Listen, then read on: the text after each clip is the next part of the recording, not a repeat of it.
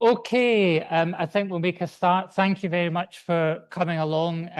I'm delighted to be here to chair this session on fables in performance. My name's Derek Ryan. I work here at the University of Kent, and I'm interested in all things animals. So I'm really looking forward to this session. We have two speakers, one in person, one online. So Bob McKay is Professor of Contemporary Literature at the University of Sheffield, where he's also co-director of the Sheffield Animal Studies Research Centre, or SHARC, as you're all aware. With Susan McHugh and John Miller, he co-edits the Palgrave Studies in Animals and Literature, which has over 40 books in print. And I imagine in one way or another, you've all been engaged with that series over the years. Bob's going to be speaking to us today about animals, fables, and political aesthetics under the Blacklist, the case of the brave one. And I will actually stop there and I'll present our second speaker later. Bob. Thanks, Derek. Okay. Well, thanks, everyone. Thanks for coming. How do I make that go away? Okay, I'll start. In the penultimate scene of Fred Zinnemann's High Noon, scripted as an anti-McCarthyism allegory by soon-to-be blacklisted screenwriter Carl Foreman. So in the penultimate scene, the exhausted but indefatigable Marshal Will Kane, played by Gary Cooper, is trapped in the town's stabling barn. He's surrounded by a marauding gang led by the lawless Frank Miller with no way to shoot himself out of trouble. Foreman had been named as a communist while working on the script and was called to testify before the House Committee on Un-American Activities. He was desperate to avoid doing so. The film reworks Foreman's dilemma into a quintessential post-HUAC motif. The good man, committed to saving the larger public, is weak and in dreadful peril. But when Miller, played by Ian MacDonald, sets the barn alight by shooting a well-thrown lantern, the conflagration, evoking the public consternation kept well stoked by the Red Scare, Kane does something surprising. He immediately turns to rescuing the 7 horses that are tied up in the barn. Or rather, he sets 6 of them free and mounts the last so as to escape in the collective burst of freedom. Later, the moral probity enacted by his rescue of these faithful servants is repaid and replayed in the sardonic condemnatory tableau which ends the film. As Kane tosses his marshal's star to the ground, 2 handsome black horses arrive to draw the carriage that takes him away from the craven townsfolk for good. These moments of cross-species alliance offer a miniature fable of what liberation looks like for left-leaning filmmakers in the context of Cold War reactionary politics. Moral responsibility, exemplified by last-gasp heroism successfully performed, its importance finally, if ironically, made clear. And the fantasy is given narrative energy and symbolic weight, even a sense of natural right, by an allegiance with animals.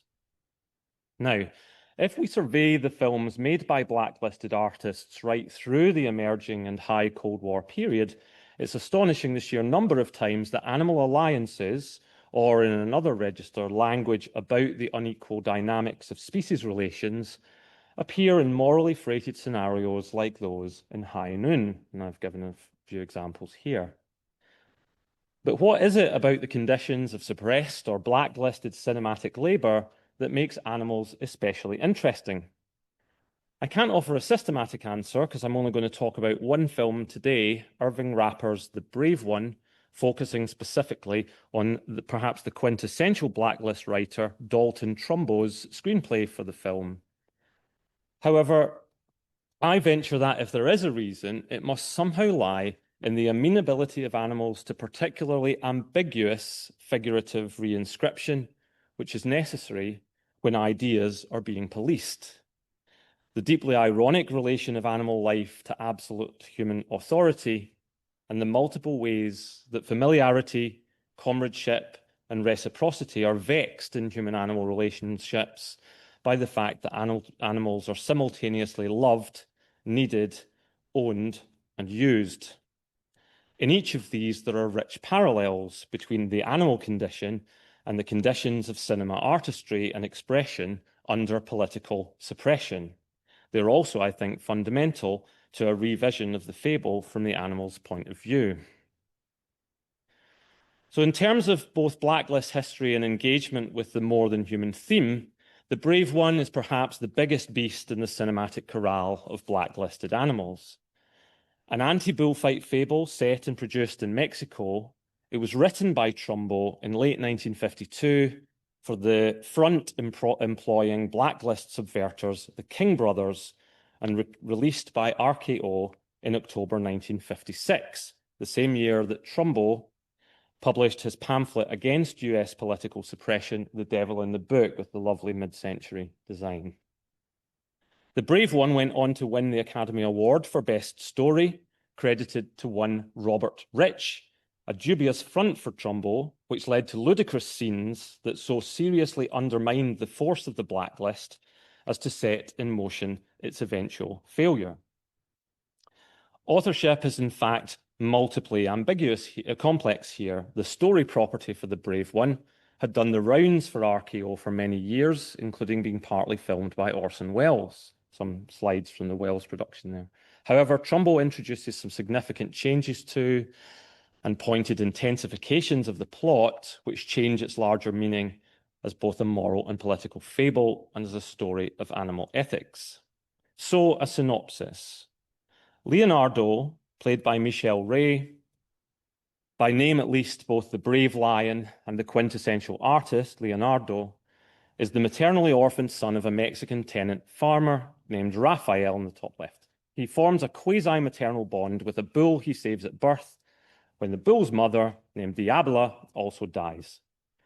Diabla had been given to Raphael by the glamorous landowner Don Videgaray, top right, to thank the family for rescuing Videgaray's niece. And this is constituted in a letter, an important letter, which Leonardo later extracts from him. Leonardo names the calf Gitano, meaning gypsy, a term that Trumbo appropriates to allegorize the exiled and disowned condition of the blacklistee.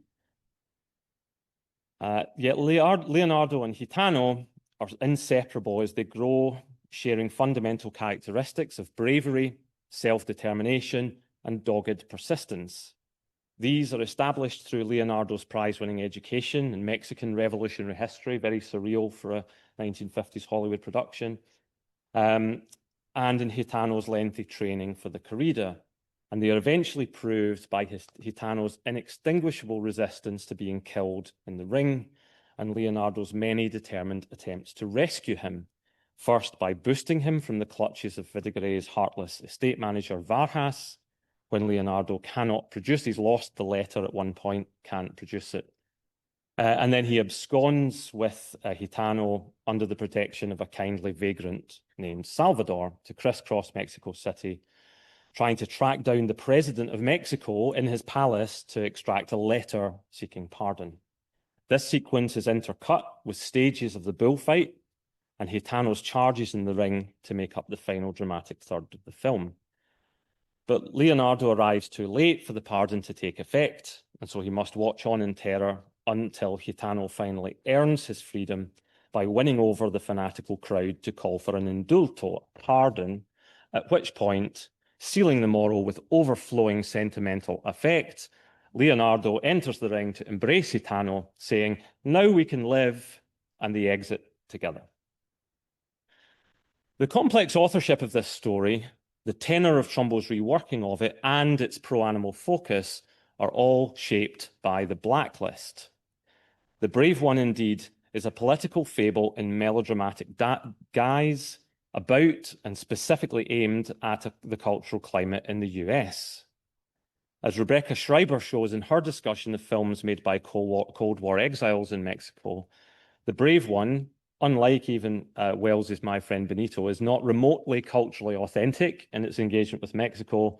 nor is it interested in local cinema production, methods, or aesthetics, or anything like that. On the contrary, Trumbo and Rapper are exploring through a fable of cross-species alliance, moral principles of creative bravery and responsibility that are central to leftist aesthetic practice in the context of fatally weak constitutional protections when writers are being imprisoned for their communist views. And this is troped by the wayward letter and the useless presidential pardon. At the same time, the film's deep, oh, we don't need that. The film's, I'll come to this in a second. The film's deep antagonism towards the bullfight at the level of plot, characterization, and affect reconfigures public animal welfare humanitarianism in the contemporary US.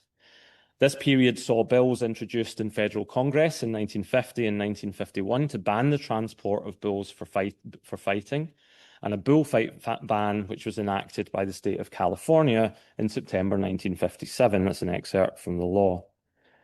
It's an ironic situation. The film production, of course, necessitated close collaboration with Mexican bullfight producers and involves extensive footage of an actual bullfight with the matador Fermin Rivera. On the other hand, we can see the importance of the animal welfare context in the careful persuasion campaign that the Kings mounted with the Motion Picture Association of America and the American Humane Association to garner their approval for the film. The film's animal welfare aspect, then, is not distinct from the labour conditions of the Blacklist, because of which Trumbo represented very cheap creative labour, which the Kings were very happy to exploit. For financial reasons, Trumbo relocated his family to Mexico not long after his release in late 1951, at the same time as his pal, Lassie Come Home, screenwriter and fellow Blacklistee Hugo Butler, who would write his own bullfighting docufiction Torero in 1956. As Butler's wife, Jean Rouverol, recalls the genesis of the Brave One, or perhaps mythologizes it, the Butlers and the Trumbos had radically different formative experiences of the corrida. This is Rouverol. Soon after our arrival in Mexico, they had gone with us to the bullfight, and one of the kills had been clumsy. The torero going in for the kill had sent his sword into the bull's lung, and the poor animal had staggered about the bull ring, vomiting blood, while the audience to a man booed the bullfighter. The Trumbos, who had kept a cow and several horses on their ranch that they had been quite fond of, were pro-bull from the outset and came away from the plaza white-faced and outraged. Rouverol reports that the difference in attitude led to, quote, verbal fencing matches, with Butler aiming to leverage Trumbo's supposed hypocrisy in defence of the bullfight, quote, and anyway, if that's how you feel, why aren't you a vegetarian? To look at this tableau now, however, is to hear behind the banter Trumbo's sense that the bullfight's glorified ritual masks a tawdry reality of violence. This merges with a sense of his own creative labour being shamefully appropriated. Much like Leonardo's trips to the presidential palace and his quest to save Gitano, Trumbo made forlorn and increasingly desperate approaches to the kings and eventually abjectly begged them for even part payment of his fee. Ironically, that was just enough to pay a tax bill that would avoid the US tax authorities expropriating his ranch. So we can see how intricately the political and moral logics of cross-species affinity and of blacklisted labour interact as Trumbo reworks the material at his disposal for the Brave One. The film organises this confluence into three main narrative strands, which we can organise under the rubric of labour: the work of care or familial labour, the work of freedom or political labour, and the work of witness or moral labour. In each of these strands, and this is crucial to the film's condensed fabular style, Trumbo organises the plot around a single theme by way of a trio of character types. The specific kinds of labour performed by Leonardo or by the Leonardo-Gitano pair are prioritised and displaced more conventionally masculine realm enacted by the other character points in the triangle. First then, familial labour, the work of care. The guiding theme here is the displacement of patriarchal patterns of ownership by Leonardo's loving care for Gitano, coded as a kind of preternatural and maternal condition. This begins with his waking in the night to midwife the birth of Gitano and continues through scenes of bed sharing, some really very intense cuddling, and at one point, even the suggestion that Gitano wants to suckle him.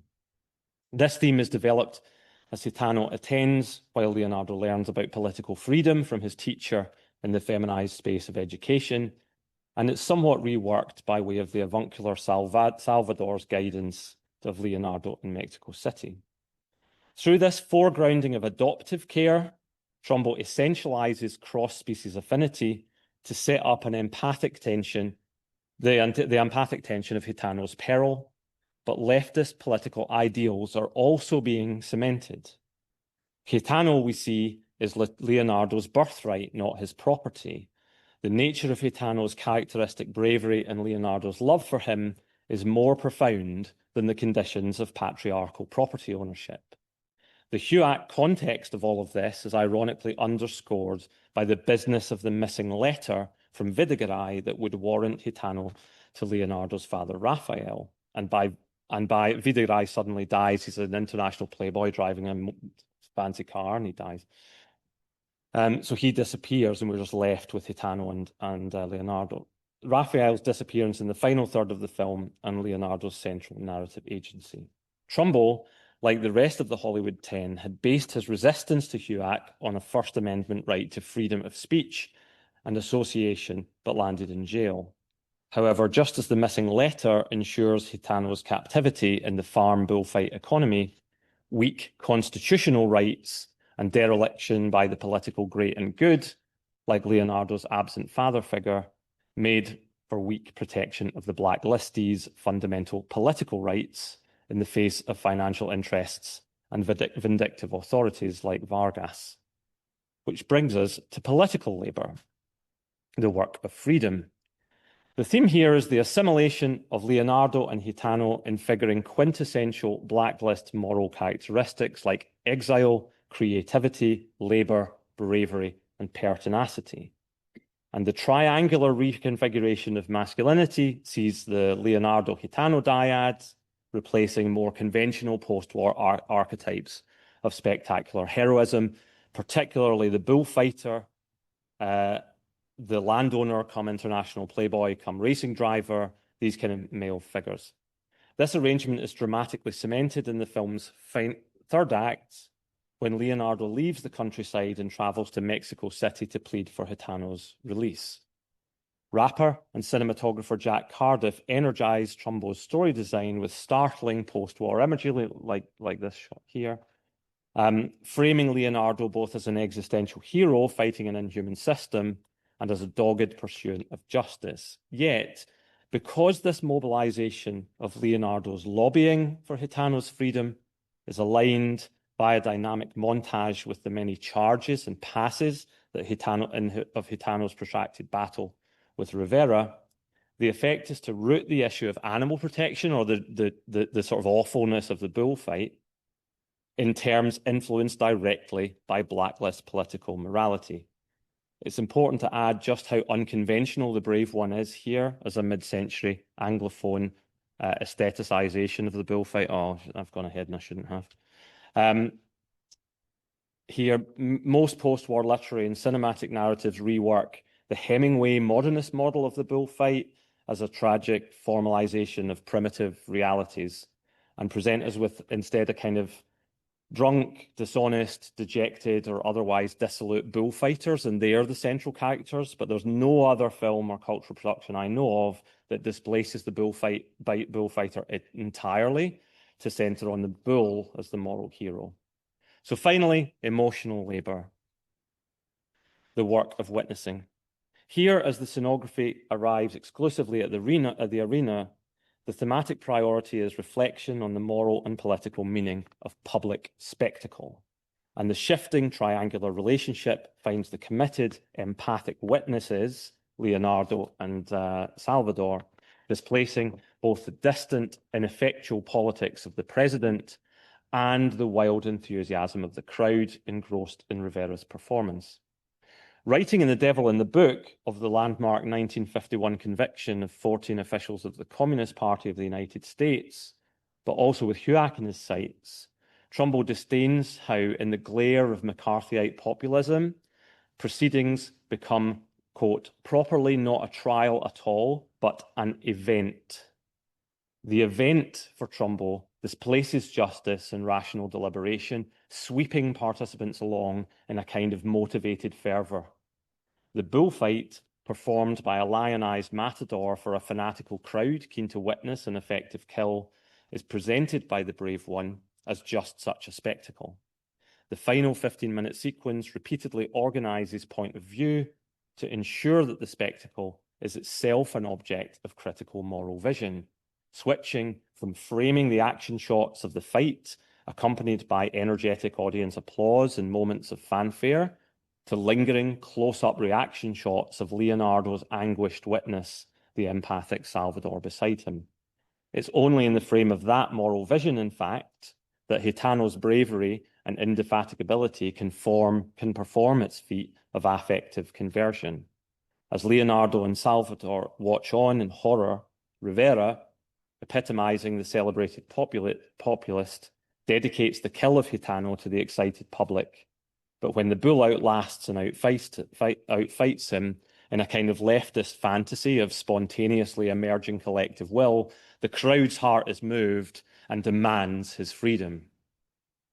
This, then, is what animal protection looks like in 1956, imagined in fabular terms as a political moral of the Blacklist. The animal and pro-animal labour of evading, of suffering, and outlasting attack powerfully implots the moral and political values of indefatigability, determination, sacrifice, honour, and dignity that are most prized by blacklisted artists. The political labour of winning animals' freedom from a violent system of ownership in turn expresses the progressive artist's work of defending fundamental democratic principles in an era of state repression. As such, critiquing the human appropriation of animal energy, the violent expropriation of animal life for the bullfight, allows for the continued, if complicated, circulation of leftist thought in cinema under the Blacklist. At the same time, however, pro-animal agency, the moral impulses, mundane practicalities, and revolutionary horizons of political labour for animals emerge in the film, reshaped by their portrayal under the aesthetic conditions of the Blacklist.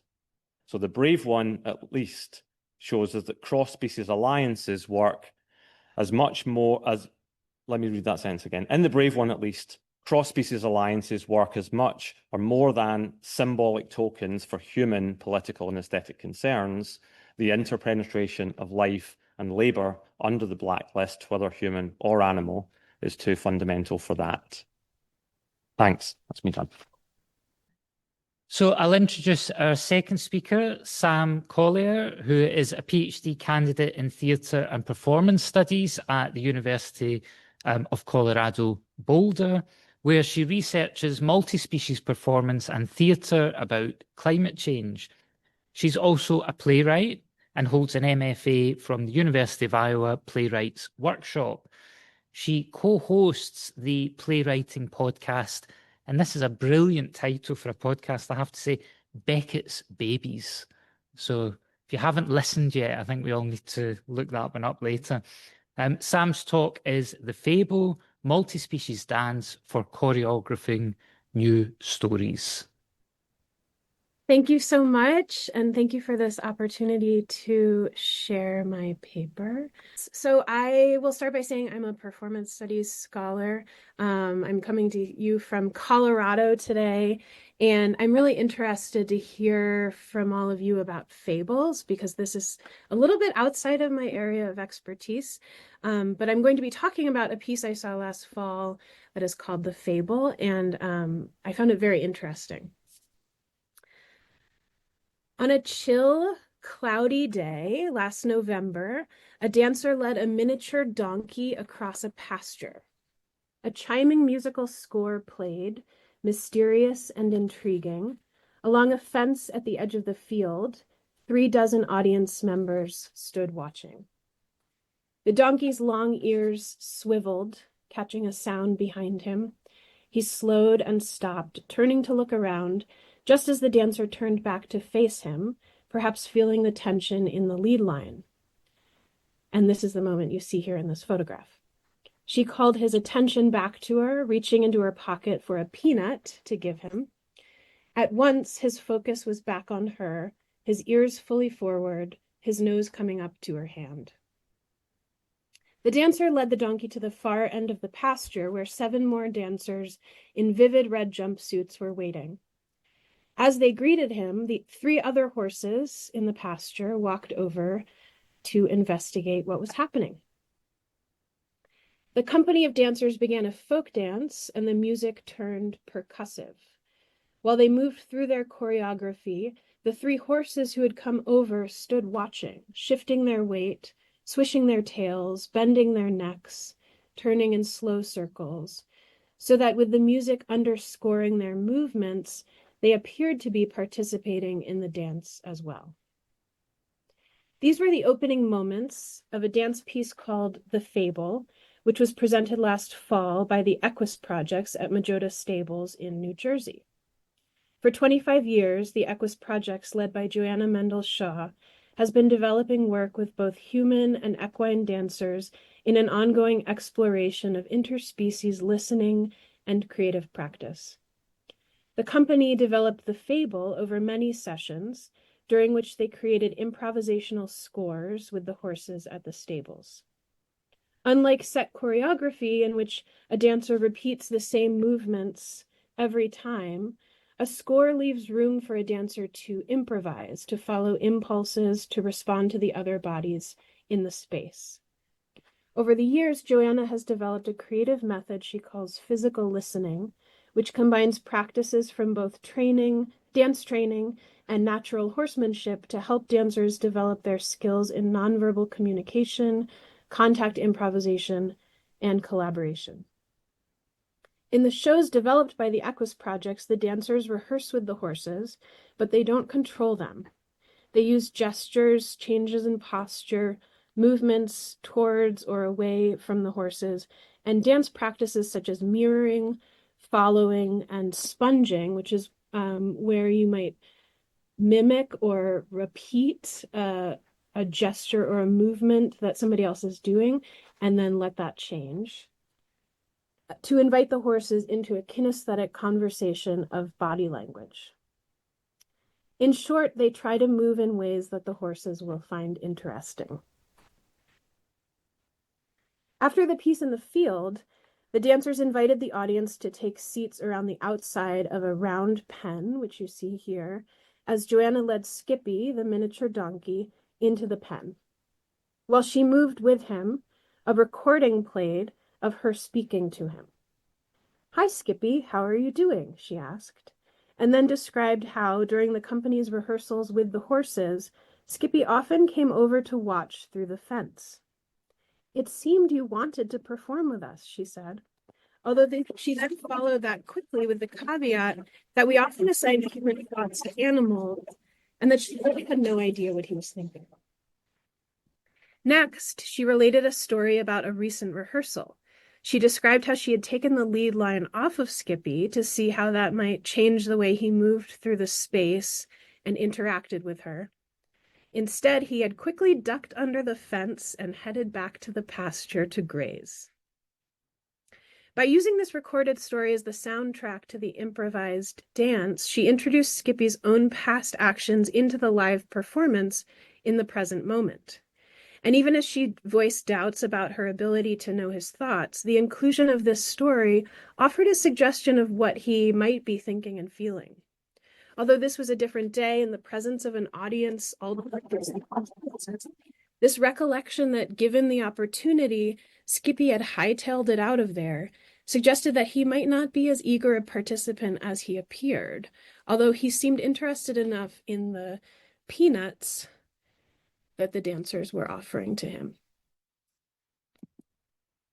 In the later parts of the performance, the dancers brought 3 horses, one at a time, into the round pen.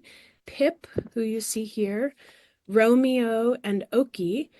Let's see, this is Romeo and this is Oki, and invited them into conversations of movement. But on this particular day, the horses were not as engaged as they usually were in rehearsals. The dancers told me later that the horses usually offered much more movement, much more creativity, and responsiveness to their dancing. Their last rehearsal, they told me, had been especially exciting. It seemed that today the presence of an unfamiliar audience had something to do with this change in behavior. There were more than 30 people watching around the outside of the pen, along with a couple of dogs that they had brought with them. And the nature of this kind of work, improvising movements with non-human animals, always involves the possibility that the animal will choose not to participate. In fact, unlike a narrative fable, which is told and retold and turns out the same way every time, this fable was a performance, unfolding in the present breathing moment as the audience watched in real time, which is to say it was live. As Peggy Phelan tells us, this liveness is what defines performance, and even the inability to reproduce the creative energy of the last rehearsal adds to its ephemerality, marking it as special because it was unpredictable and unrepeatable. There were many rehearsals and only one performance, and each time the horses behaved differently. After all, unlike the donkey or the horse in a story, this donkey and these horses were individuals with their own preferences, desires, thoughts, and inclinations. In a fable, a donkey might stand in for all donkeys or for a particular kind of human being. In a theatrical performance, we might be able to see a human actor as the character he's playing. That's part of the imaginative leap the actor asks us to make. We might even see a human being dressed up in a donkey costume and be able to imagine such a character as a representative of all donkeys, or as an analog for some kind of character trait in people. But what happens when there's a real donkey on stage, alive in front of us? What does that do to the stories we tell? When Haraway writes about humans working with dogs in agility trials, she says, quote, "The course is designed by human beings, but there's a hitch. The human must respond to the authority of the dog's actual performance. The real dog, not the fantasy version of self, is mundanely present.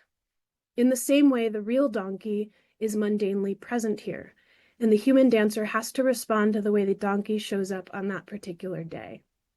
They co-create the performance together. A real donkey is always a donkey, and his individuality, his material being in front of us as he looks around and swivels his ears and smells the earth and nibbles the grass, resists metaphorization." Ecodramaturgy scholar Una Chowdhury, in her article, "There Must Be a Lot of Fish in That Lake," argues for, quote, "a new materialist ecological theater practice that refuses the universalization and metaphorization of nature," unquote, writing that, quote, "theater ecology will call for a turn to the literal, a programmatic resistance to the use of nature as metaphor," unquote. That is, rather than using the natural world only as a tool to tell human-centric stories, the new ecological theater that Chowdhury envisions will turn toward the non-human world in its full complexity. She proposes that moving away from the practice of representation in the theater, suggesting instead an eco-friendly perspective, which, quote, "starts from a conviction that the natural world is no more primarily a source of symbols and metaphors for the human condition than it is merely a source of raw materials for our consumption. It has an independent existence and an autonomous power that makes us its creatures and subjects," unquote. She goes on to argue that a true transformation in the way we treat the natural world begins with the way we conceptualize it in our stories and our performances. Multispecies performance, which puts human beings into direct contact and collaboration with real, live, non-human bodies, is one method for embarking on this transformation. When non-human animals become not just symbols, but creative agents in live performance, they bring human animals back into relationship with the non-human world, reminding us that we are not the only ones capable of deciding how things will turn out. In their introduction to their book Interspecies Performance, Laura Collier and Florence Fitzgerald Alsop discuss how making performance with other species can help us engage duration, scale, and spectatorship in new ways. Bringing other species into our art making and storytelling offers us the chance to gain a deeper understanding of our world and to reach beyond the bounds of human perception, human timescales, and human imagination. Other species bring other ways of experiencing the world. Horses have a powerful sense of hearing, for example, and a field of vision much wider than our own at about 350 degrees. While dancers might surrender some element of control and predictability when they co-create a piece with equine collaborators, they also get to incorporate non-human ways of moving and knowing and relating and embodying. And once a horse is invited into a piece, the door opens to anybody else who might want to wander in. As I watched the Fable on that November day, the boundaries of the performance seemed to keep expanding. The sparrows chirping and rustling in the bushes became part of it, as did the cat creeping along the edge of the barn in search of a patch of sun, as did the family of deer that ran across the far edge of the field and leaped over the fence, just as the show was ending. The horizon of the stage seemed to keep stretching back and out, encompassing the fields and the far-off road and the distant trees, and even beyond that, past the point where I could see with my limited human vision. And I'll just end with this quotation here. What if art is enacted as a practice of interspecies questioning, a mode of inquiry conducted with and alongside non-human animals as collaborators and audiences, including an investigation into art itself as thought, felt, and experienced according to varying degrees of kinship in difference? Thank you.